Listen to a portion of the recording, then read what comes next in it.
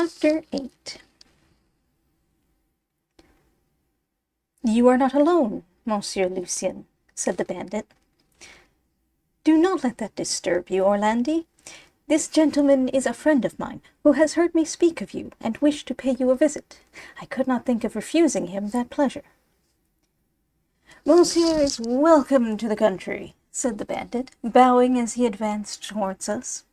I returned his salute with the most punctilious politeness. "You must have been waiting here some time," continued Orlandi. "Yes, about 20 minutes. "Quite so. I heard Diamond howling at Muccio, and he has been with me quite a quarter of an hour since then. He is a good and faithful dog, is he not, Monsieur Lucien?" "Yes, indeed he is, Orlandi," replied Lucien, as he patted the animal. "But," said I, "since you knew that Monsieur Lucien was here, why did you not come sooner?" "Because our appointment was for 9 o'clock, said the bandit, "and it is just as unpunctual to be a quarter of an hour too soon as to arrive a quarter of an hour too late." "That is meant for a hit at me, Orlandi," said Lucien, laughing. "No, sir. You no doubt have your reasons. Besides, you have a companion, and it is likely on his account you may have started earlier, for I know your punctual habits, Monsieur Lucien, and I know also that you have been good enough to put yourself to inconvenience on my account frequently." "Oh, do not say anything about that, Orlandi. This will probably be the last time." "Have we not some few words to exchange upon that subject, Monsieur Lucien?" said the bandit. "Yes, if you will have the goodness to follow me."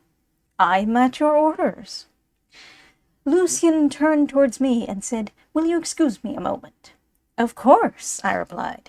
The men then went away together, and descending the breach through which Orlandi had appeared, halted at the top of it, their figures standing out in strong relief in the moonlight. Then I was able to take more particular note of this Orlandi. He was a tall man, who had fashioned his beard in exactly the same manner as young de Franchi, and was clothed like him, but his dress showed traces of more frequent contact with the bushes through which he was obliged to fly, and of the earth upon which he was obliged to lie, than did those of Lucien.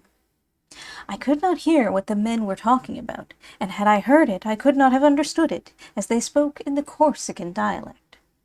But I was enabled to perceive by their gestures that the bandit was refuting with some heat a series of arguments which the young man was setting forth with an impartiality that did him honor.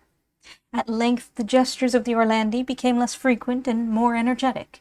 His voice became subdued, and he at last bowed his head and held out his hand to the young man. I concluded the conference was now over, and the men descended together towards me. "My dear sir," said Lucien, "Orlandi wishes to shake you by the hand, and to thank you." "And for what?" I said. "For being so good as to be one of his sponsors." "I have answered for you." "If you have answered for me, I will readily accept, without even asking what is in question." I extended my hand to the bandit, who did me the honor to touch it with the tips of his fingers. "You will now be able to tell my brother that all has been arranged according to his wishes," said Lucien, "and that you have signed the contract." "Is there, then, a marriage about to take place?" "No, not yet, but perhaps there may be shortly." A disdainful smile passed over the bandit's face as he replied, "We have made peace, Monsieur Lucien, because you wished it, but marriage is not included in the compact." "No," replied Lucien, "it is only written in the future amongst the probabilities. But let us talk of something else. Did you not hear anything while I was talking with Orlandi?" he said, turning to me. "Of what you were saying, do you mean?"